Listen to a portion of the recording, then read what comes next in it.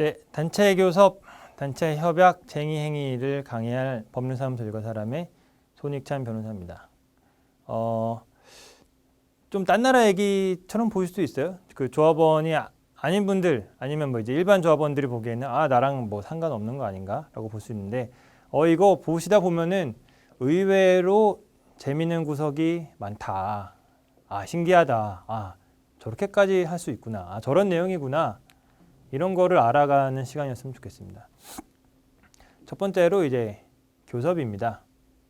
교섭. 교섭부장이만 하는 게 교섭은 아닙니다. 교섭이라고 하는 거는 노동 3권의 근거를 이제 두고 있어요. 그래서 사용자랑 어쨌든 단체 협약을 체결을 해서 근로기준법 내용보다 훨씬 더 좋은 내용으로 단체 협약을 체결하기 위해서 그 사업장의 또 실태에 맞는 어떤 그 가려운 부분을 긁기 위해서 단체 협약을 만드는 거고, 그러려고 교섭을 한다. 그걸 위해서 교섭을 하는 거다. 뭐 안 되면 수틀리면 무조건 싸우려고 하는 게 아니고, 그러니까 외부에서는 이제 노동조합원이 아닌 분들은 이제 그런 식으로 막 뉴스에다 이제 댓글을 많이 달잖아요. 뭐 일도 조금 하면서 뭐 때만 쓰려고 하네. 근데 뭐 일 조금 하려고 하는 게 뭐 나쁜 건 아니죠. 그렇죠? 그렇게 하고 일하고 돈 받으면 되는 거죠. 교섭이라고 하는 게 노동조합이 사용자 또는 사용자 단체와 근로조건 노동조합에 관한 사항에 관해 가지고 협상을 하는 거, 이거의 끝에는 단체 협약이 있는 거고, 단체 협약을 체결하다가 잘 안 되면은 쟁의도 했다가 다시 교섭 돌아왔다가 뭐 그런 식으로 되는 겁니다. 그래서 교섭은 이제 그만큼 중요한 거고요. 어쨌든 교섭권자랑 협약 체결권자에 관해 가지고는 우리 법에서는 노동조합의 대표자 한 명한테 부여를 하고 있어요. 교섭대표 교대노조가 있는 경우는 교대노조의 대표자한테 그 권한이 있습니다. 그리고 세 번째로는 교섭이나 단체 협약의 체결에 관해서 권한을 위임받은 자는 위임받은 범위 안에서 권한을 행사할 수 있다. 그리고 위임했다고 해서 권한이 박탈되는 거 아니다. 자, 이거 무슨 말이냐면은 예를 들어서 뭐 공공운수 노조들하고 어떤 그 산별 노조가 있다고 했을 때 여기서 이제 어떤 교섭하는 거에 관해서 어떤 지부한테 권한을 위임해준다 이 말이에요. 사실 교섭 체결 권한은 그 산별노조 위원장한테 있는 거지만, 그래서 이제 위임장을 써주는 겁니다.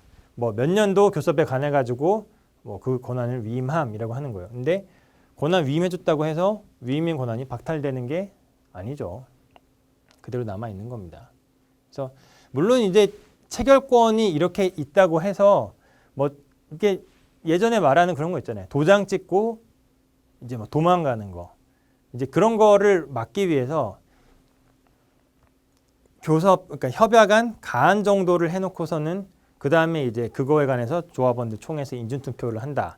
그런 식으로 이제 그 체결 권한을 통제할 수 있는 거죠. 협약안 가안에 대해서. 근데 이미 체결된 협약안에 관해 가지고 뭐 인준투표 안 거치면 안 된다. 그거는 이제 안 되고 체결권 침해라고 이미 대법원이 봐버렸기 때문에 어떤 협약안 가안 나온 거에 관해 가지고 뭐 통제를 할 수 있는 거는 얼마든지 규약 내에서 둘 수가 있는 거죠. 최종적으로 도장은 어쨌든 노동조합 대표자가 도장을 찍을 권한이 있다. 이렇게 위임장을 어떻게 써야 된다라고 하는 것도 양식이 다 나와 있고요. 단체 교섭의 상대방이 누구인가? 사용자죠.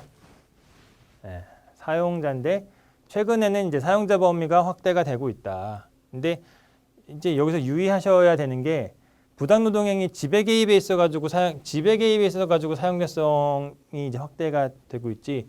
이 교섭 혜택에 있어 가지고는 아직 사용자성이 그 확대가 막 많이 되고 있진 않아요. 그러니까 무슨 말이냐면은 원하청 관계에 있을 때 이게 그 현대중공업 사건인데 사내하청 이제에서 자꾸 이제 산별노조 지회가 노동조합이 자꾸 생기니까 현대중공업이 이제 그 업체 자체를 폐업시키고 다른 업체를 이제 만들면서 고용승계를 시키면서 조합원들만 고용승계에서 배제시키고 이런 행동들을 했을 때 그런 것들이 결국에는 노동조합 활동을 단결권을 저해하고 노동조합 활동으로 인해서 불이익을 주는 부당노동 행위다라고 봤을 때 그 부당노동 행위에 있어가지고 원청이 지배 개입에 있어서 사용자성은 인정이 된다라고 했는데 아직까지는 교섭할 때 원청 나와라. 원청이 응하지 않으면은 교섭 해태다. 교섭 해태로서 부당 노동 행위다라고 했을 때 거기에서까지 노동위원회에서 여기서의 원청 사용자다라고 인정은 잘 하고 있지는 않아요. 근데 이것도 제가 봤을 때는 조만간 바뀝니다. 이미 인권위원회에서도 권고를 내렸어요. 사용자성 더 넓히라고. 그럼 이제 난리 나겠죠. 이제 현대차, 기아차, 사내하청들 지회에서 교섭 요구하고 이제 그러면은 무조건 다 나와야 되고. 실제로는 사실 거의 사실상 거의 같이 교섭하는 시기인데 법률적으로 이제 그 의무가 부여가 된다. 실제로는 근데 그러니까 의무가 있는 거는 아니었다. 쌍방 의무는 간단하게 살펴볼게요. 노조법에 아주 좋은 말 있어요. 시인이 따라서 성실하게 교섭을 해야 된다. 사용자가 교섭 해태하면 안 된다. 노동조합도 정당하게 교섭을 질질 끌어서는 안 된다. 권한 남용해서도 안 된다. 그래서 이렇게 또 정하고 있고 부당 노동 행위에서도 별도로 교섭 거부하거나 해태하는 행위는 안 된다라고 정하고 있습니다. 그래서 교섭 거부하면은 단체 교섭 응납 가처분 민사소송으로 그렇게도 할 수 있지만 노동위원회 구제 신청도 할 수 있다. 교섭과 관련 단체 교섭이나 쟁의로 관련해서 손해 입은 경우에는 노동조합이나 근로자에 대해서 손해배상 청구할 수 없다. 면책 조항 두고 있고요. 정당행위라고 해가지고 이제 형법상 정당행위로서 위법성이 조각이 된다. 단체 교섭이나 쟁의를 하기 위한 거는 정당한 거면은 다만 어떤 경우에도 폭력 파괴 행위는 금지된다. 여기부터가 조금 더 중요한 내용이 나옵니다. 교섭사항 3분론이라고 하는데 이게 꼭 정확하게 맞지는 않는데 대략적으로 이런 논의가 있구나 정도만 이해하시면 돼요. 첫 번째로 이제 의무적 교섭사항이 있고요. 두 번째는 이제 임의적 교섭사항. 마지막으로는 이제 위법적 교섭사항이 있어요.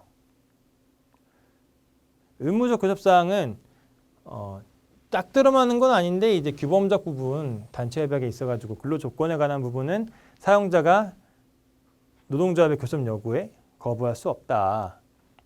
교섭 의무가 있기 때문에 사용자가 교섭에 응할 의무가 있기 때문에 의무적 교섭사항인 거예요. 단체 협약에 저는 줄기이자 뼈대라고 하겠어요. 어떤 나무로 치자면은 그 가장 기본을 이루는 거죠. 기본. 의무 불이행할 경우에 부당노동행위가 될 수가 있고 결렬했을 때 이거 결렬로 인해서 쟁의행위가 가능한 유일한 상황이 의무적 교섭사항입니다. 뭐가 있냐? 임금, 근로시간, 휴일, 휴가, 재해보상, 안전보건 등 근로조건에 관한 사항인 거고 당연한 얘기지만 근로계약, 취업규칙보다 더 유리한 게 규정이 되겠고 근로기준법보다 당연히 훨씬 더 유리한 내용들이 단체 협약에 규정이 돼야겠죠. 인사복지 승진, 해고 요건, 해고 절차 등 취업규칙이랑 단체 협약이랑 이거 똑같으면 안 됩니다. 단체 협약에서 이제 더 해고 요건도 더 엄격하게 정해야 되는 거고 해고 절차도 더 노동자한테 유리하게 정해놔야 단체 협약이 의미가 있는 거겠죠. 해고 절차 같은 경우에 해고에서 노조와 사용자 간에 합의를 해서 해고를 한다. 노동자 간부 같은 경우는 그렇게 정하고 있어요. 그래서 대법원서는 합의하라고 정하고 있는데 단순히 이거를 협의라고 이해를 해서는 안 된다. 합의는 의사의 합치인 거고 협의는 그냥 논의만 하면 되는 건데 이걸 협의라고 이해를 하면 안 된다. 의사 합치가 없으면 원칙적으로 그런 해고는 무효다. 단 노동조합이 합의권 남용하면은 예외적으로 그 해고는 정당한 이유가 있는지 살펴서 유효할 수도 있다. 예를 들어서 노조가 합의 테이블에 앉는 것 자체를 거부하거나 무작정 반대를 한다든지. 근데 무작정 반대할 이유가 있는 경우도 많긴 한데 어쨌든 이제 성실하게 논의를 하는 과정을 보여줘야 된다. 그럼에도 불구하고 이거는 도저히 합의해 줄 수 없다라고 하면은 노동조합한테 더 그게 유리한 증거로 남겠죠. 어쨌든 합의를 하는 게 원칙이니까 단협에서 그렇게 정하고 있으면은 특정인을 복직시키는 거는 이게 어떤 사법부에서 최종적으로 해결해야 되는 권리 분쟁 사항이어서 미래의 어떤 근로 조건을 결정하는 문제가 아니고 과거 문제여가지고 이거를 교섭 대상이라고 보지는 않아요, 사실. 그러니까 단협에서 결정해야 되는 거는 미래의 포괄적인 근로 조건에 관한 거지, 과거에 어떤 일이 있었으니까 사용자가 무조건 해결해라, 하지 마라라고 하는 거를 이 의무적 교섭 대상 사항으로 보지는 않는데, 과거 문제는. 하지만 반대로 특정인의 퇴진 요구, 어떤 그 국책연구소장이 있었는데 퇴진해라라고 요구하는 거는 그게 어떤 교섭의 테이블에 올라와 있었다고 하더라도 그건 명목적인 거고, 실질적으로는 연구자율 수호운동, 그 근로조건 개선하는 거에 있다.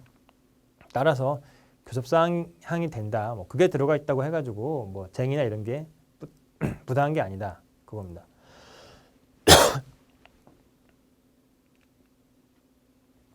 두 번째로 채무적 교섭사항이 있어요. 임의적 교섭사항이 있어요. 이거는 이제 주로 단체 협약의 채무적 부분, 그러니까 노동조합에 대한 어떤 권리 의무를 부여하는, 개별 조합원에 대한 게 아니고, 저는 사실 이걸 단체 협약의 꽃이라고 부르고 싶습니다. 왜 그러냐? 줄기가 이제 있으면, 줄기가 있고 이제 잎사귀가 있으면은 이거는 이게 있어야 이제 살아남는 거잖아요. 근데 이제 이 꽃이 있어야 이제 이 벌과 이 나비가 날아 들어서 이제 결국에는 얘네들이 와서 번식도 하고 이제 더 아름다운 어쩌면 그 식물로서 그런 걸 갖는 거잖아요. 그러니까 이거는 기본인 거고요. 사실 의무적 교섭사항, 그러니까 의무적 교섭사항이 아닌 거, 사용자가 굳이 응할 필요가 없는 것에 있어가지고 노동조합이 얼마나 더 많이 따내느냐, 이게 사실 단체협약의 어떤 묘미라고 할 수 있겠죠. 그러니까 근로조건에 관한 거는 그거는 당연히 이제 사용자가 교섭에 응해가지고 해줘야 되는 거고, 이거는 사용자가 꼭 응하지 않아도 되는 건데 노동조합이 이거 요구해서 따내면은 이게 이제 좀 재밌는 부분인 거죠. 쉽게 말해서 사용자 교섭 의무가 이제 없는 사항인 거기 때문에 부당노동 행위가 되지는 않습니다. 그리고 결렬할 경우에 쟁의 행위를 할 수 있는 사항은 아니에요. 그래서 어떤 게 있냐? 조합 활동에 관한 거, 게시판 사용, 사무실 제공, 근로시간 내 노조 활동, 이런 거는 그러니까 교섭해서 따내는 거지 사용자가 꼭 보장해줘야 되는 거는 아니다는 거예요. 네. 근로시간 내 노조 활동이잖아요. 네. 네. 체크오프도 꼭 사용자가 응해줄 의무는 없어요. 네.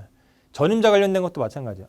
그 전 시간에 그 면제 시간 한도에 대해서 했는데 뭐 꼭 그거만큼 뭐 꼭 다 인정을 해줘야 되는 건 아니에요. 사용자가 단체 교섭 절차나 뭐 그런 거. 그밖에 의무적 교섭 사항도 아니고 위법적 교섭 사항이 아닌 모든 것이다라고 하는 건데, 중요한 게 뭐냐? 어찌 됐든지 간에 교섭을 해가지고 단체 협약이 체결이 돼서 들어와 있으면은 이게 위법한 내용이 뭐 사회 상비에 반하는 내용이 아닌 한 사용자는 이행해야 될 의무가 있는 거예요. 그러니까 뭐 이게 단체 협약에 들어와 있긴 한데 근로조건에 관한 게 아니니까 나 이거 안 할 거야라고 했을 때 노조가 할 수 있는 건 뭐냐? 그러면 뭐 억울하면 뭐 법원으로 가자. 그러니까 예를 들어서 운영비를 아니면 뭐 일정 부분 뭐 사무실 제공해주기로 했어요. 사무실 제공 안 했어. 그래서 그 기간 동안 외부에서 사무실을 썼어요.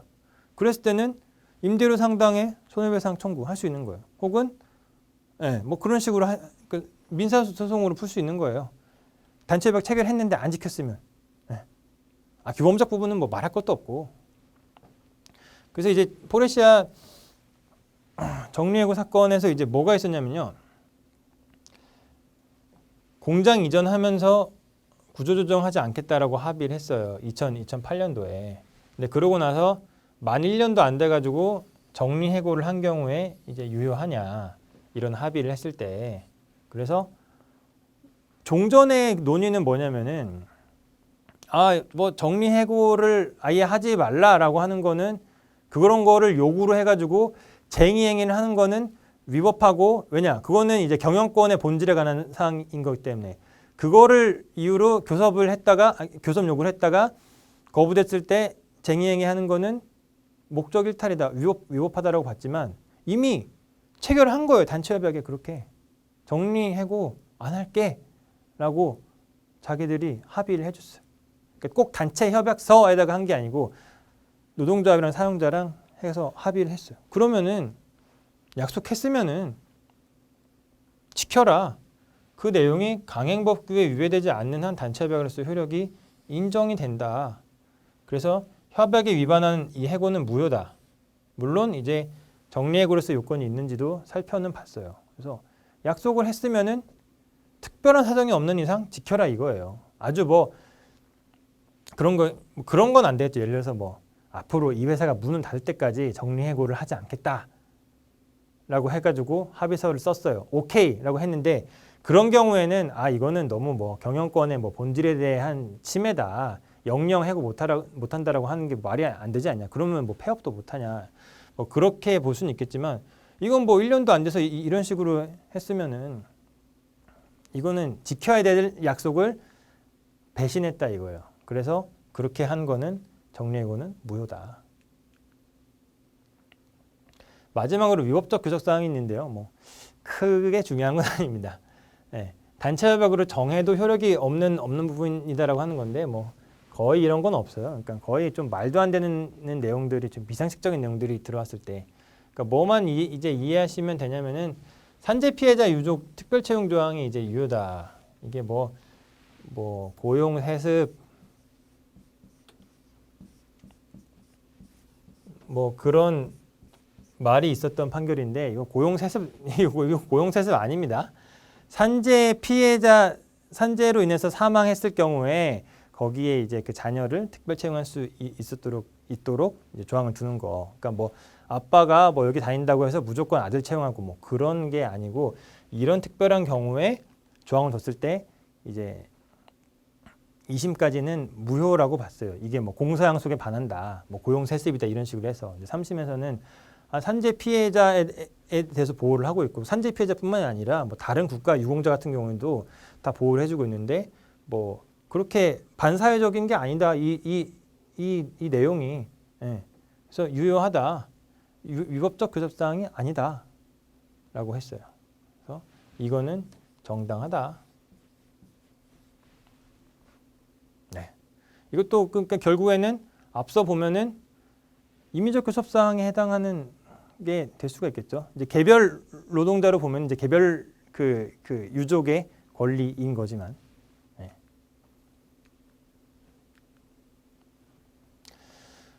뭐 조합원만 채용하도록 강제하는 조항은 누가 있다든지 어떤 뭐 성별, 인종, 종교 등의 뭐 차별적인 대우 조항을 단체 협약에서 두고 있다든지 뭐 그런 건 이제 안 된다. 근데 하지만 조합원만 채용하도록 강제하는 건 안 되지만 유니온숍 조항은 이제 유효하다라고 하는 거예요. 노동조합이 당해 사업장에 종사하는 근로자의 3분의 2 이상을 대표를 하고 있을 때에는 근로자가 그 노동조합의 조합원이 될 것을 고용조건으로 하는 단체협약 체결은 이제 예외로 한다라고 정하고 있습니다. 그래서 꼭 이 노동조합이 아니어도 다른 노동조합에 이제 소속이 돼도 상관은 없어요. 근데 어쨌든 단협에서 이렇게 정하고 있는 게 위법적인 건 아니다. 단체교섭 부당노동 행위 사례를 간단하게 살펴보겠습니다. 이제 되는 거랑 안 되는 거 이렇게 이해를 하시면 돼요. 이제 3개 슬라이드가 있을 건데 사용자가 권한 없는 자를 내세워서 형식적으로 교섭에 임하는 경우, 뭐 대표이사나 최소한 대표이사한테 위임장 받은 사람이 나와야지. 뭐 인사팀 1년짜리 대리가 뭐 교섭에 나왔어요. 막 얘기하니까 저 그 사장님한테 가서 한번 물어봐야겠는데요. 뭐 이런 식이야. 뭐 그런 거 안 된다는 거예요. 그거는 분노다. 노조가 상급 단체에다가 교섭을 위임을 했어요. 예를 들어서. 그러니까 위임 받는 사람은 사실 범위 제한이 없어요. 노동조합이 있는데 뭐 예를 들어서 뭐 총연맹 뭐 무슨 실장 누구한테 위임을 했어요. 그 사람이 위임장 나왔는데 사용자 쪽에서 난 저 뭐 외부인 뭐 안 돼. 나 저런 사람이랑 교섭 안 할 거야. 내가 왜 우리 회사 문제 하는데 왜 저런 외부 세력, 불순한 외부 세력이랑 교섭해야 돼? 안 돼. 안 되는 게 아니다. 된다. 그렇게 하면 안 된다. 예. 그런 사람이 있다고 하더라도 교섭에 응해야 된다. 정당하게 수임 받았으면은 응할 의무가 있다. 사용자는. 조합원 중 일부가 뭐 이렇게 사용자나 사용자 이익 대표자에 해당한다고 해서 교섭 거부하는 거, 이것도 안 된다. 다 부당 노동 행위에 해당한다. 그리고 이제 분호가 아닌 사례가 이제 뭐가 있냐면은 교섭 대표 지휘기간 유지되는 도중에 교섭 참여 노조의 교섭 요구를 거부한 경우. 그러니까 교대 노조가 이제 있는 가운데 이제 다른 노동조합이 교섭 요구를 했는데 그거는 거부를 해도 된다. 그리고 교섭권이 없는 단체, 그러니까 노동조합이라고 보기 어려운 데서 교섭 요구를 하는 거는 그거는 거부를 해도 된다. 그리고 이제 총회 인준 규정이 있는 경우에 노조회의 협약 체결권 확보를 요구함에 따라서 교섭이 지연되는 경우, 이런 경우에도 뭐 교섭 혜택가 아니다. 네. 또 볼까요? 부당노동행위 인정되고 있는 사례 중에서 단협상 근로조건 변경에 대해서 사전 협의를 거치도록 되어 있음에도 교섭 요구를 거부하는 경우, 이런 경우에 분호다. 의무적 교섭사항과 임의적 교섭사항이 중복되어 있다는 이유로 교섭 거부하는 경우, 아까 같이 뭐 연구소장 퇴진 뭐 이런 거, 감독관청의 승인이 필요하다는 이유로 노력도 없이 교섭을 지연시키는 경우 부당노동 행위다. 분호가 인정 안 되는 거는 사용자 처분 권한을 벗어난 교섭 요구를 하는 거, 뭐 법 개정하는 거, 뭐 타기업의 문제. 그러니까 사실 이제 이거는 이제 주로 이제 그 모회사 자회사 관계에 있어가지고 많이 문제되는 거고요. 임의적 교섭 사항에 대하여서만 교섭 요구를 하는 경우, 이런 경우에는 교섭을 거부하더라도 분호가 아니다. 그래서 임의적 교섭 사항이랑 의무적 교섭 사항을 잘 섞어가지고 교섭 요구를 하는 게 그게 기술이에요. 네. 노조 교섭 요구가 과도하거나 타결 여지가 희박하다는 이유로 교섭 거부하는 경우, 뭐 좀 무리한 거 요구할 수도 있죠. 무리한 거 요구한다고 해서 테이블을 안 앉을 거야, 이건 안 된다. 네. 노조 요구안에 대해서 대안 제시 없이 무조건 반대, 뭐 비슷한 거예요. 뭐 10% 임금 인상, 지금 뭐 코로나 때문에 회사가 어려운데 말이 안 되냐? 안 돼. 무조건 안 돼. 안 돼. 무조건 안 돼. 그러면 회사 얘기하시오. 그건 너무 말도 안 돼 가지고 논의할 가치가 없어요. 그리고 계속 안 해. 그럼 안 된다. 분호다. 갑자기 시기 장소 변경하는 경우 분호다. 일방적으로. 의외로 이런 경우 많이 있습니다. 교섭위원 수를 특별한 이유 없이 제한해요. 그러니까 뭐 예를 들어서 뭐 실질적으로 뭐 교섭 되려면은 뭐 5명, 7명 이렇게 제한할 수는 있겠죠. 근데 막 뭐 2명, 뭐 1명, 뭐 그런 거 안 된다. 분호다. 부당한 선결 조건 제시하는 경우, 단체 교섭에서 합의했지만 사인하는 것만 거부하는 경우, 이제 다 분호가 될 수가 있다. 반대로 분호가 안 되는 거는 뭐 폭력적 태도를 조성해서 교섭에 임하려고 하는 경우, 그때 뭐 거부하는 거. 조금 애매한 구석이 있죠. 근데 폭력적 태도만 안 취하면 되니까 뭐 조합원들 이렇게 다 하고 있고 뒷짐지고 그냥 서 있으면 됩니다. 수백 명이 그건 폭력적 태도가 아니잖아요. 말 안 하고 가만히 있으면 되지. 불가능한 교섭 장소나 시간을 요구하는 경우, 뭐 대표이사 집에서 교섭한다든지, 뭐 공장 계속 돌아가고 있는데 거기서 교섭한다든지, 뭐 그런 거는 거부를 해도 분호가 아니다. 단체 협약입니다. 조금 속도를 내야겠네요. 단체 협약은 서면으로 작성해서 당사자 쌍방의 서명 또는 날인이 필요하다. 여기서 쌍방이라고 하면 노동조합 위원장, 사용자 쪽 대표이사가 되겠죠. 이제 실무적으로는 교섭위원들도 다 같이 그 독대 밀실 합의 안 했다는 거를 보장해서 도장 꽝꽝꽝꽝 다 같이 찍습니다. 단체 협약은 뭐 더 설명할 게 없겠죠. 명칭이 중요한 게 아니고 근로 조건에 관해서 서면으로 작성을 해가지고 쌍방의 서명 날인한 거는 다 단체 협약입니다. 단체 협약서, 이것만 단체 협약인 게 아니고, 뭐 예를 들어서 그 근로시간 면제자에 관해 가지고 뭐 합의서를 썼다. 그것도 단체 협약인 거고, 뭐 아까 저 의무적 교섭상에서 본 것처럼 정리해고하지 않겠다라고 하는 내용의 합의를 한 거, 그런 것도 다 단체 협약이다. 명칭 불문하고 장소도 불문합니다. 노사협의회에서 한 것도 아니면 대표회사랑 독대한 자리에서 근로조건에서 하고 도장 찍으면은 그게 다 단체 협약이다. 해석에 있어서 원칙은요. 그러니까 이거 뭐 말이 좀 어려운데요. 그러니까 아주 그 권리 의무에 관해서 중요한 문서인 거기 때문에 의미가 명확하다면은 그 자체 내용대로 단체 협약의 문구대로 효력을 인정해줘야 한다. 명문의 규정이 명확하게 되는데 불리하게 변형 해석할 수는 없다. 다만 이제 문헌 해석을 둘러싼 이제 이견이 있는 경우에는 이제 여러 가지 동기들을 참작해서 해석을 해야 된다. 이건 일반 계약서도 이제 마찬가지입니다. 근데 이제 이견이 있을 경우에 단체 협약 내용에 관해 가지고 그 정부에다가 해석을 뭐 요청하고 이런 것도 노조법에 있긴 있어요. 그런 제도도 있어요. 규범적 효력 볼까요?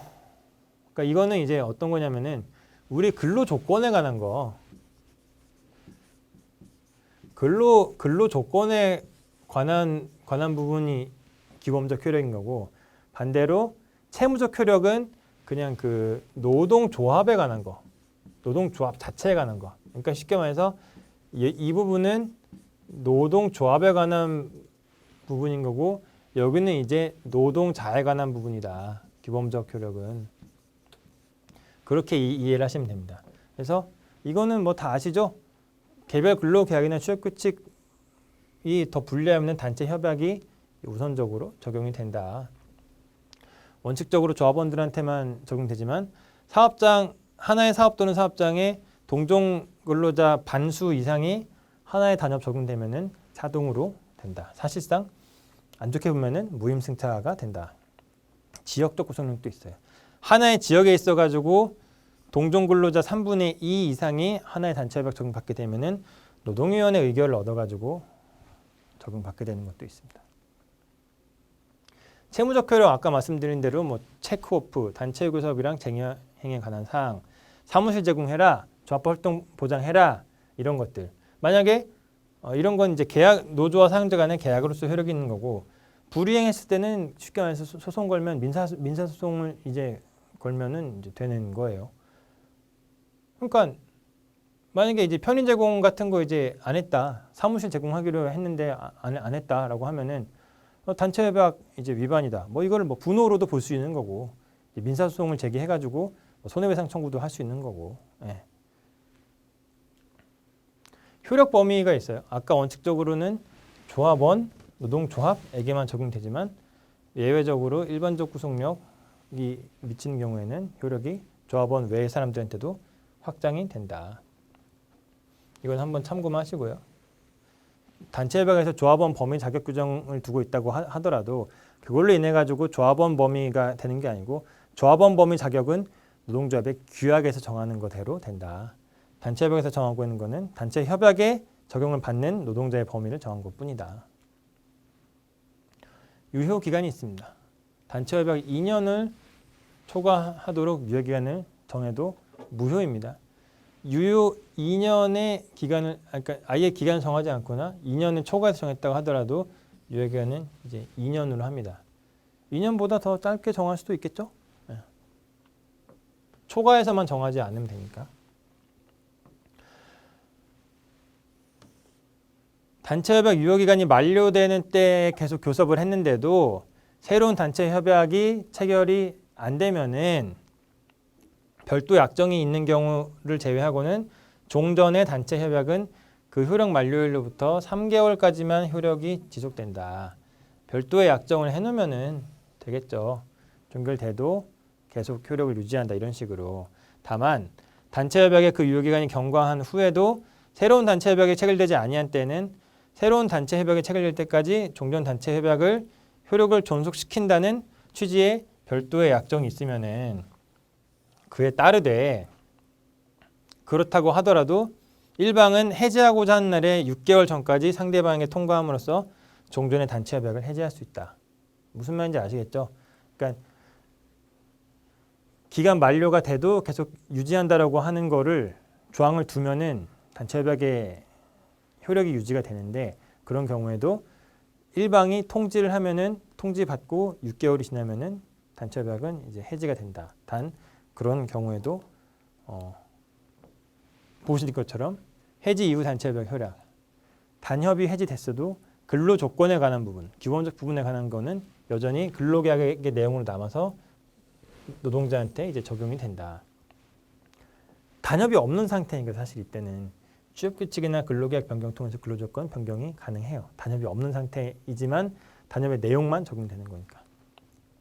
채무적 부분 조합활동에 관한 거는 단협 효력 상실, 그러니까 단협 해지와 동시에 효력 상실하고 단 이제 조합 사무실은 예외적으로 계속 사용이 가능합니다. 대법원 판례에서 보장을 하고 있어요. 사용대체 법리에 따라 가지고 이게 아주 중요한 부분입니다. 단협이 효력을 상실했어도 사무실은 계속 쓸 수 있다. 단체 협약 유효 기간 중에 단협 개정 요구가 가능할까요? 교섭 요구는 할 수 있겠죠. 요구하는 건 잘하겠죠.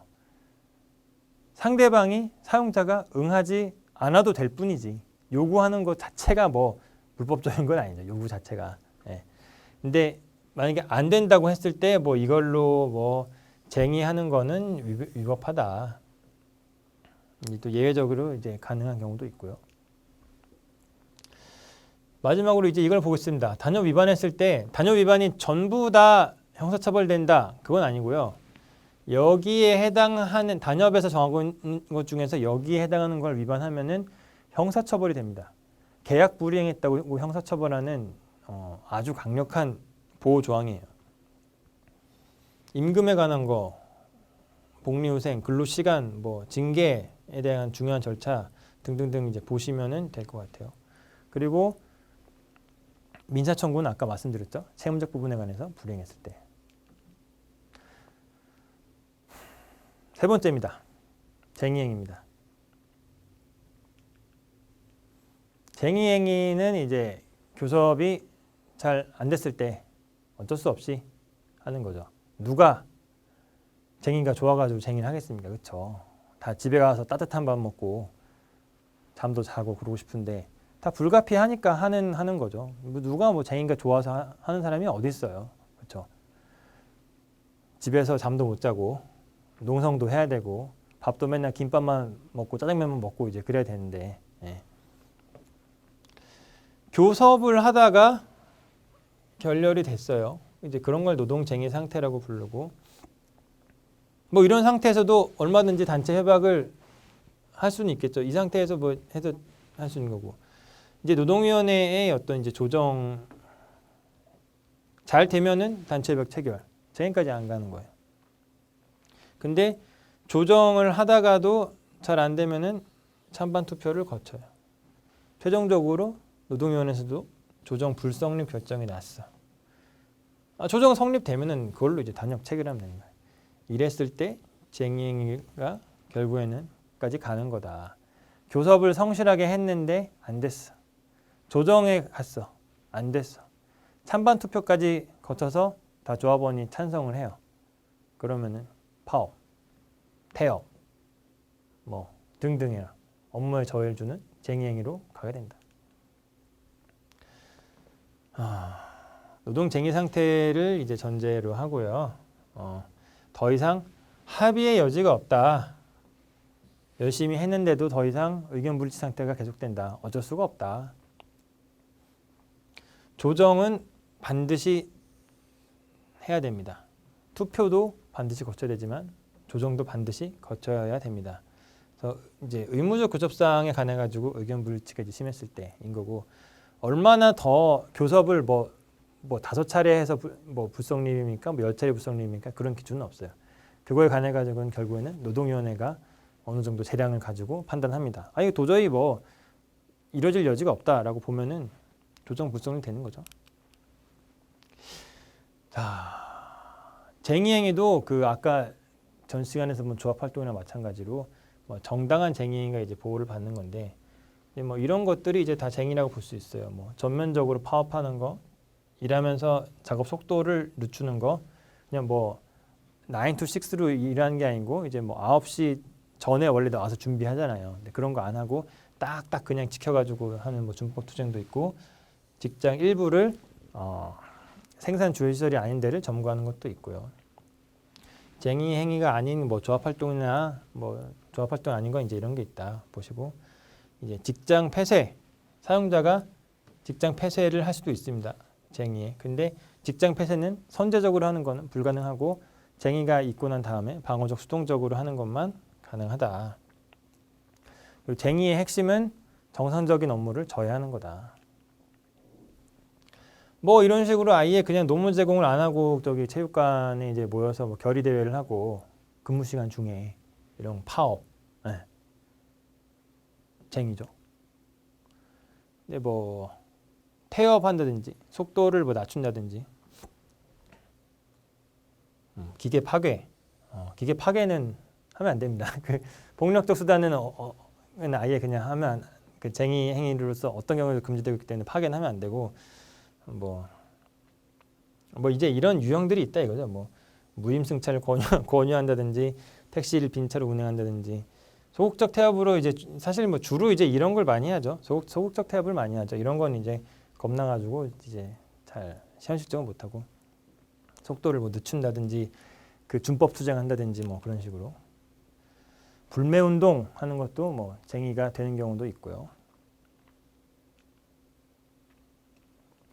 파업 이탈자 감시하는 어떤 피켓팅, 파업 불참자에 대해서 참가를 호소하는 거. 여기서 어떤 막 물리력이나 폭력적인 수단만 쓰지 않아도 돼요. 지금 여기 사진 보시면 아마 그 계란 던진 거 같은데 그냥 뭐 말로 쉽게 말해서 말로 하는 거, 말로 설득하는 거 정도는 다 되는 거예요. 근데 그 이제 뭐 이런 식으로 뭐 파업을 뭐 로비 일부를 점거하는 거. 그러니까 뭐 막 병실 점거하고 이제 그런 거는 그 주요 시설은 안 되고 뭐 로비 일부를 점거하는 거. 뭐 여기 공장 생산 라인이 아니고 뭐 앞마당이나 아니면은 뭐 사무실 일부나 뭐 옥상이나 그런 데는 이제 점거해도 된다. 준법 투쟁도 있고 뭐 원래 유니폼 입어야 되는데 뭐 사복 입는 거 그런 것도 이제 되고 쟁행 요건은 이제 볼게요. 주체는 노동조합이 쟁의를 할 수가 있는 거고 이렇게는 원칙적으로는 이제 되지 않는다. 근데 이제 소수노조 같은 경우에는 조금 논란이 있어요. 그러니까 교대노조가 이제 쟁의를 결의하고 난 다음에 쟁의를 풀겠다라고 공식적으로 하지 않으면 소수노조는 그 교대노조가 결의한 내용 안에서는 이제 쟁의할 수 있는 거예요. 이거에 대해서 이제 근로조건 집단적 노사 관계에 관해 가지고 해야겠죠. 근데 주로 내세운 조건이 그 의무적 교섭사항에 관한 거면은 된다. 그렇게 이해하시면 돼요. 거기에 부수적으로 뭐 사장 퇴진해라라고 하는 것도 결국에는 이제 근로조건 개선에 관계가 있으면은 다 되는 거. 절차가 좀 중요하죠. 절차는 그래서 따로 설명드리려고 해요. 사실 이 앞에 두 개도 굉장히 중요한데 내용이 굉장히 많아서 일률적으로 다 설명드리기가 어렵고 요거는 이제 비교적 좀 명확하거든요. 절차 부분. 수단 방법도 좀 추가적으로 설명을 이제 드릴게요. 점거는 아까 말씀드린 대로 주요 생산시설이 아닌 곳에 부분적 병존적으로 점거하는 것은 쟁의로서 가능하다. 그렇지 않으면 정당한 쟁의가 아니다. 조정전치 조정을 반드시 거쳐야 됩니다. 쟁의하기 전에. 공적조정이랑 사적조정이 있고요. 조정기간이나 조정위원은 이제 노조법 잘 살펴보시면 될 것 같고요. 당사자 일방 신청에 의해 가지고 조정 개시가 됩니다. 그래서 조정도 이제 뭐 여러 차례 할 수가 있겠죠. 여러 차례 하다가 조정안 제시했는데 오케이 수락 그러면은 그 조정안이 노사랑 위원들이랑 해가지고 단체협약이랑 같은 효력을 갖는 거고 도저히 뭐 이거 안 되겠다. 그러면은 이제 쟁의로 가는 거죠. 이제 그리고 이제 공익사업에 관해 가지고는 이제 별도의 조항이 있으니까 확인해 주시고요. 조정 절차 안 거치고 쟁의하면 형사처벌 받습니다. 참 번거로워요. 네. 중재재정도 있습니다. 중재재정도 있는데 이거는 뭐 조정이랑은 좀 다른 건데 한번 참고 삼아서 보시면 될 것 같습니다.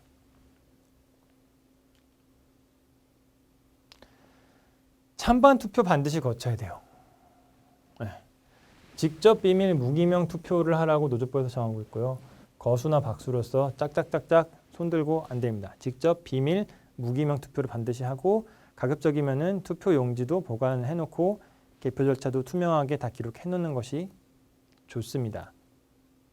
나중에 꼬투리 안 잡히려면. 찬반 투표할 경우에 규약상 공고기간도 엄격하게 지켜야 되고요. 제적조합원 과반수 이상의 찬성이 필요한데 여기에는 창구단이나 절차에 참여를 한 복수노조까지 전부를 다 포함해서 제적조합원 과반수가 돼야 되는 거예요. 투표 참석 인원의 과반수는 아니고요. 쟁의행위의 구체적인 시기와 방법은 위임이 다 가능한 거고 투표는 조정기간 종료 전이어도 가능한 걸로 최근에 판결이 나왔습니다. 그러니까 예전에는 아무런 법률적인 근거가 없이 조정 절차가 조정 불성립이 된 다음에 투표를 해라. 그렇지 않으면은 뭐 이 쟁의는 위법한 거다, 업무방해다라고 했었지만 이 판결이 나옴으로 인해 가지고 조정 들어가기 전에 혹은 조정이 진행되는 과정 중에 투표만 미리 해도 된다. 그게 뭐 전혀 위법한 게 아니다. 투표를 언제 하라고 정해져 있지는 않다. 네. 그 판결이에요. 투표 없이 쟁의하면은 또 형사처벌이 있어요.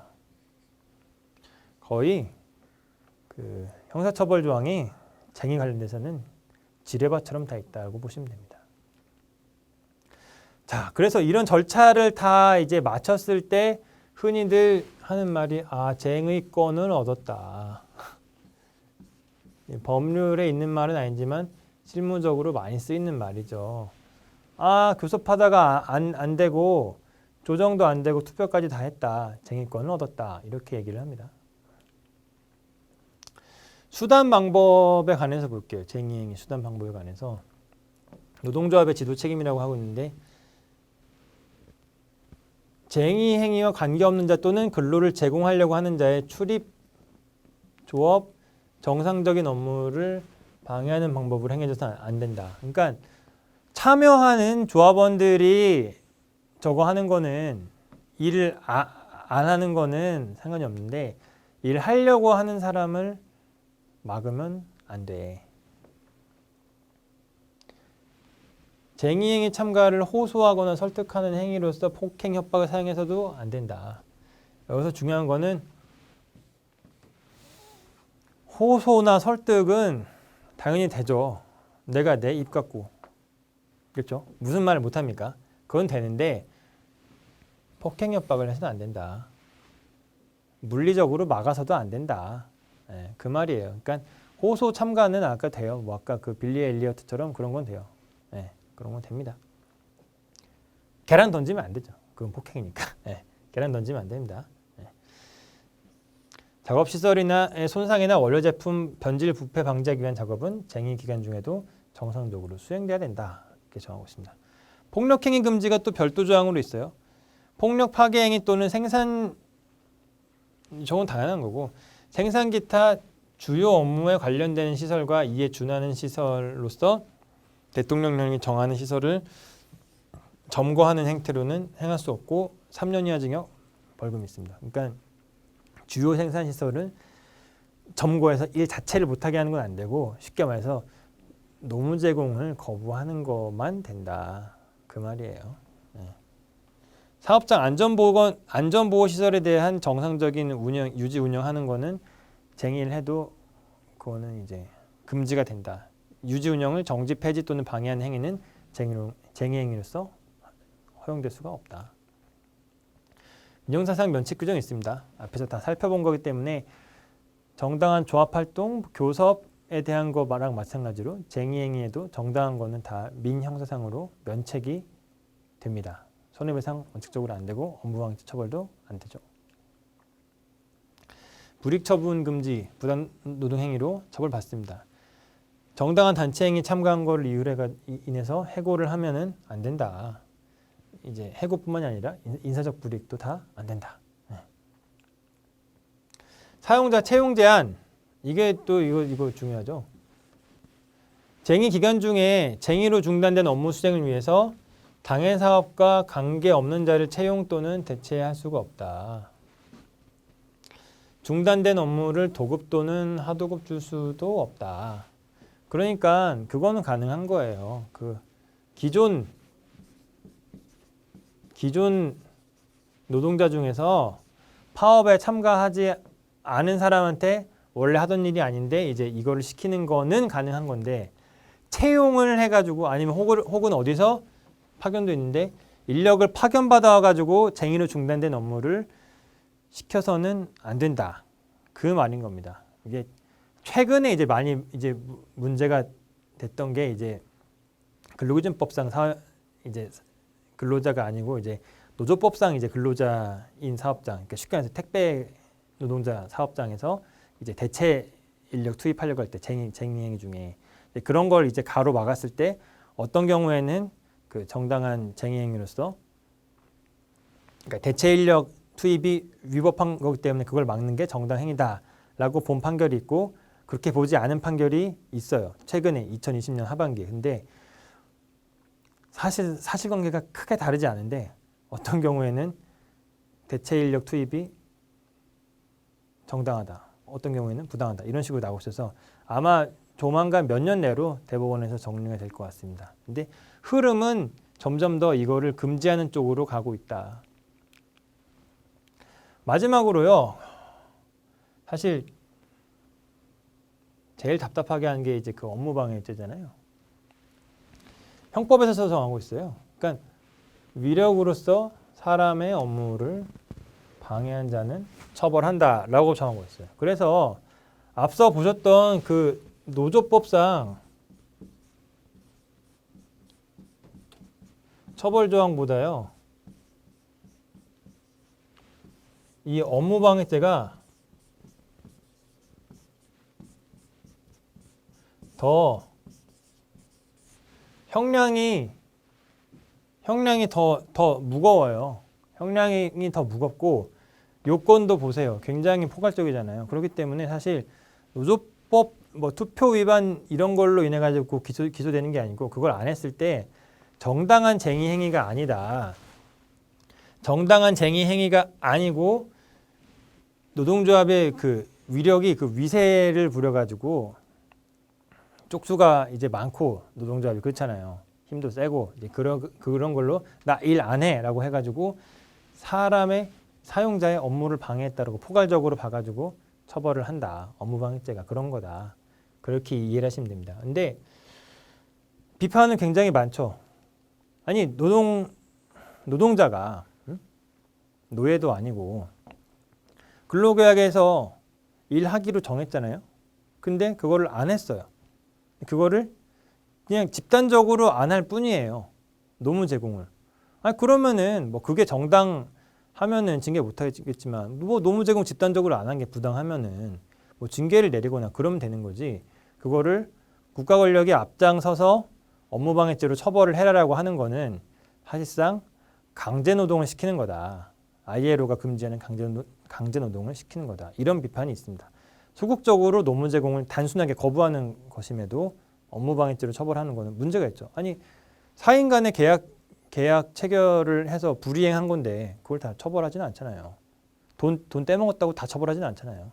속인 경우에만 사기죄로 처벌하는 거지. 근데 집단적으로 노무 제공 안 했다고 그걸 왜 처벌하냐. 결국에는 이게 그 국가와 사용자가 한편이 돼서 노동조합 활동을 억제하려고 하는 게 아니냐.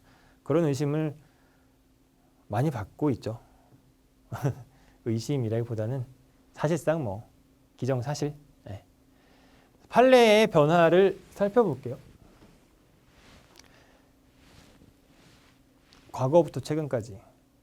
사실 노동조합 쟁의행위에 관해서 업무방해로 처벌을 해온 거는 아주 그 초기 자본주의 시대에나 그러니까 19세기에나 있었던 일입니다.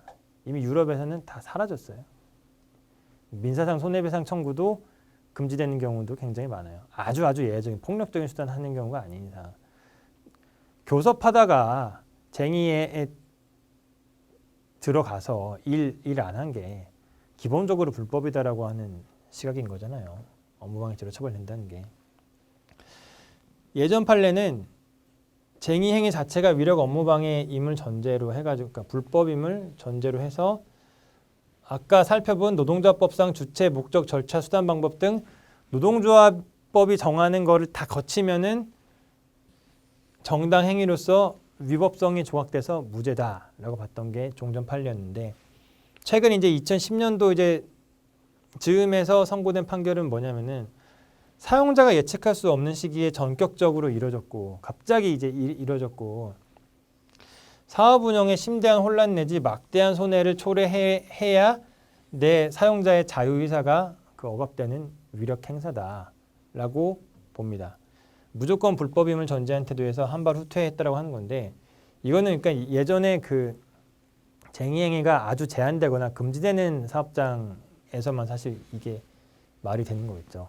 사실 교섭하다가 결렬돼서 쟁의권 확보했으면 언제든지 파업할 수가 있는 거잖아요. 그렇기 때문에 사실 사용자 입장에서 전격적인 경우는 이제 거의 없어졌다라고 보시면 돼요. 모든 절차를 다 거쳤을 때 당연히 다 예상할 수 있는 거죠. 그리고 이제 심대한 혼란 내지 막대한 손해야 된다. 그러니까 이거는 그 예전에 그 철도 사업장에서 쟁의행위 굉장히 제한이 조문상 많았었던 시기에 그게 법률적으로는 하기가 불가능한 거였는데 쟁의를 했을 때는 사업주 입장에서는 예상할 수 없었다. 그래서 전격적이다. 뭐 이제 그런 논리였어요. 최근에는 뭐냐면은 이게 그러니까 어떤 거냐면요. 그 도급인 사업장에서 쟁의하는 경우 수급인의 노동자, 그러니까 하청 노동자가 원청 사업장에 가서 뭐 유임을 뿌리거나 아니면 뭐 일부 점거하거나 뭐 피켓팅하거나 이제 그랬을 때 쟁의로서 그게 정당하냐라고 봤을 때 도급인 사업장에서 근로 제공이 이루어진 이상 도급인은 사회통념상 용인할 필요가 있다. 그러니까 우리 뭐 청소 노동자들 뭐 어떤 대기업 어디 사옥에서 일하고 있는데 소속은 이제 하청 소속이잖아요. 교섭은 어차피 하청이랑 할 수밖에 없어요. 안 됐어. 그러면은 원청 사업장에서 하는 거. 거기가 내 일터고. 그러면은 거기를 점거하지. 그러면은 그러니까 기본적인 상황이 그런 거예요. 도급인 사업장 이제 내가 대기업 사옥에 청소한다고 했을 때 거기서 이제 일을 하잖아요. 근데 수급인 사업장 사무실은 그러니까 그 도급인 사업장은 뭐 여의도에 있어요. 근데 뭐 수급인 사업장은 뭐 저쪽 뭐 가락시장에 예를 들어서 사무실이 있다고 했을 때 그러면은 수급인 사업장을 점거를 해야 되니까 그러니까 여의도가 아니고 가락시장 가가지고 그 사무실을 부분적 변전적으로 점거해야 되냐? 아 그건 아니다. 도급인도 용인할 필요는 있다. 그래서 이게 무조건적으로 업무방해죄로 처벌되는 것은 아니다라고 하는 식으로 점점 더 그 업무방해죄의 적용 범위가 좁아지고 그 쟁의행위를 보장하는 범위는 점점 더 넓어지고 있다. 그렇게 이해를 하시면 될 것 같아요. 그래서 노동조합이 걷다 보면은 이제 그것이 길이 되고 그 길이 점점 넓어진다. 쟁의라고 하는 게 결국은 사회적 힘의 변화를 반영하는 거기 때문에 점점 더 이제 넓어지고 있다. 뭐 후퇴하는 경우도 있지만 그렇게 이해를 하시면 될 것 같아요.